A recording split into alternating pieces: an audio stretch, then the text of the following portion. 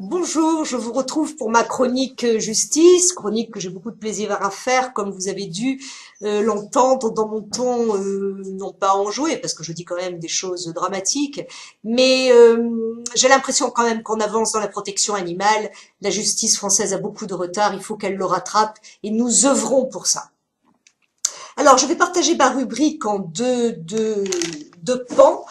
Dans un premier temps, je vais vous faire brièvement les jurisprudences de nos cours et tribunaux, ce que les tribunaux et les cours françaises ont décidé ces derniers temps par rapport aux actes de maltraitance et de torture sur les animaux. Et dans un deuxième temps, je vous parlerai de mes nouveaux dossiers.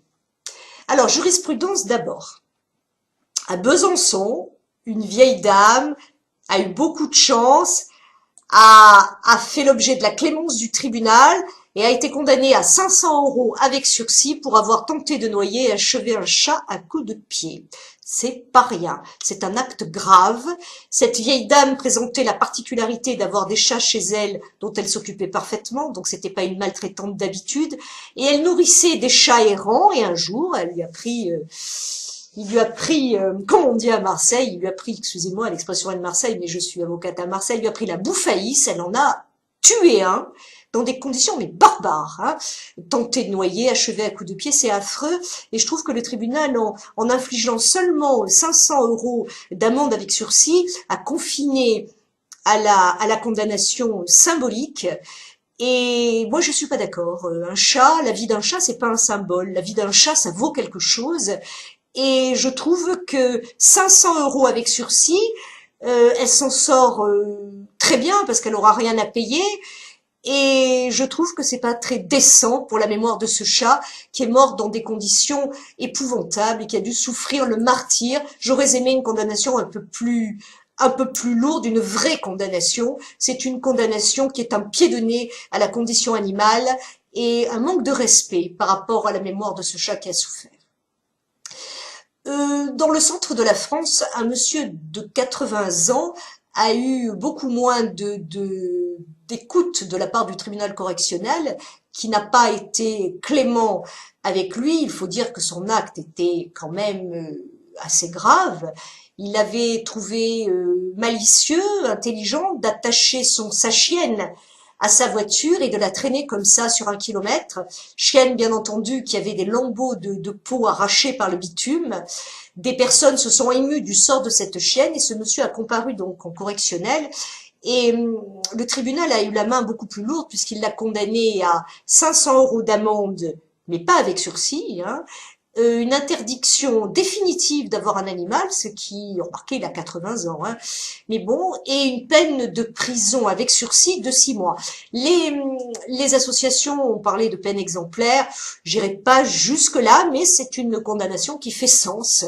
Si toutes les condamnations faisaient sens comme ça, on peut vraiment dire que nos animaux seraient mieux protégés. Et c'est la voie qu'a ouvert Chevelu, hein. C'est la voie qu'a ouvert Chevelu et ce tribunal s'est donc rangé à la jurisprudence Chevelu, qui est quand même une jurisprudence de rigueur. Poitiers toujours, dans le centre de la France, un agriculteur qui a laissé un chien dénutri, déshydraté, qu'on a trouvé presque agonisant, mais qu'on a pu sauver, a été également condamné. Il a nié les faits, il a dit qu'il avait beaucoup de travail, voilà. Il a reconnu avoir un peu oublié le chien, qui a été obligé, détail épouvantable, de se nourrir avec des cailloux et des briques qu'on a retrouvés dans son estomac. Pauvre chien, quel enfer il a dû vivre. Et cet agriculteur a été condamné à une peine de 1000 € d'amende et 5 ans d'interdiction. Bon, 1000 € d'amende, il va quand même falloir mettre la main au portefeuille, mais c'est quand même pas cher payé pour le calvaire qu'a vécu ce chien. J'aurais aimé quand même une peine de prison avec sursis, hein, puisqu'il semblerait que cet agriculteur n'ait pas eu de casier judiciaire. C'est une peine de prison avec sursis, c'est-à-dire la première fois, on vous met du sursis, mais c'est du sursis. Si vous recommencez, vous y allez au trou. Vous voyez, moi, c'est ça. Je veux cette corrélation entre la menace de prison ferme et le fait de toucher un animal. Et 1000 € d'amende, si ce monsieur a beaucoup d'argent, c'est pas grand-chose et c'est pas assez. Voilà, voilà quel était mon panorama de jurisprudence française ces dernières semaines. Je vais passer donc à mes dossiers, mes clients, parce que ce sont mes clients en fait. Mowgli dans le Calvados, un chat magnifique, un chat gris et blanc, qui a été mis à mort par un chasseur, pense-t-on, qui ne lui a laissé aucune chance. Il a été tiré comme un lapin. Il y a une mobilisation importante sur le web parce que les parents de Mowgli, Tony notamment, avec qui je suis en contact, ont décidé, mais vraiment, de tout mettre en œuvre pour faire arrêter le tueur de leur chat. Et je peux vous dire qu'à la gendarmerie, les gendarmes prennent ça mais très au sérieux et qu'il va y avoir une série d'auditions qui va être faite et que mes clients ne lâcheront rien et que la justice va éclater. Vous avez également cette vision apocalyptique près d'Arles d'une éleveuse qui est partie et qui a laissé son élevage à volo avec 36 lapins qui ont été trouvés soit morts, soit agonisants. C'est affreux, c'est épouvantable de se dire éleveur et de laisser comme ça des animaux mourir de faim, de soif ou de maladie. J'espère que cette éleveuse comparaîtra en correctionnel. En tout cas, une enquête est ouverte. Vous avez aussi alors là, c'est un petit chat, un tout petit chat qu'on a trouvé avec d'autres d'une portée certainement sauvage et qui a été amené à la fourrière de Belfort. Ma cliente m'indique avoir trouvé une famille adoptante pour ce petit chat et que la fourrière de Belfort aurait procédé à une euthanasie. Ça, malheureusement, l'euthanasie, c'est vrai. Et pour la mémoire de ce petit numéro 384, elle m'a demandé de faire toute la lumière sur les conditions et les raisons qui ont présidé à cette euthanasie, ou les non-raisons d'ailleurs, puisqu'il avait trouvé une famille. Le numéro 384, je t'ai baptisé Lumignon. Je peux pas travailler pour un numéro, je travaille pour Lumignon et je lui promets post-mortem, puisqu'il est décédé, c'est le minimum qu'on puisse faire pour lui, c'est de connaître la vérité. Et nous la connaîtrons. Et j'en termine avec Vitamine. Alors Vitamine, c'est un dossier qui a été enterré. Vitamine est décédée des suites de ses blessures qui lui ont été infligées au mois de mai. Elle a été euthanasiée et elle a été incinérée. Il y a des photos de ses blessures et si vous allez sur le site Une justice pour Vita, on l'appelle Vita, un enfant comprendrait que ces blessures ont été infligées par la main de l'homme. Parce qu'on voit des blessures rectilignes et il est impossible de penser que l'homme n'ait pas participé à cette scène de barbarie et de torture.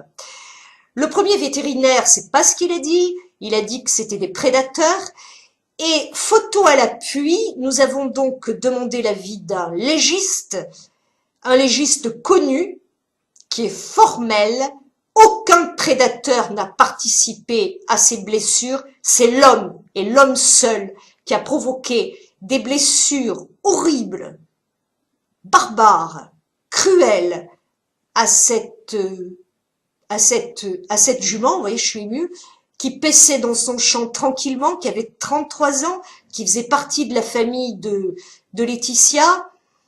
Et le dossier, le dossier donc a été classé dans un premier temps, et sur la foi de ce certificat du légiste, nous demandons au parquet de réouvrir le dossier, de chercher quelles sont ces personnes dangereuses forcément pour s'attaquer de cette manière cruelle à une jument.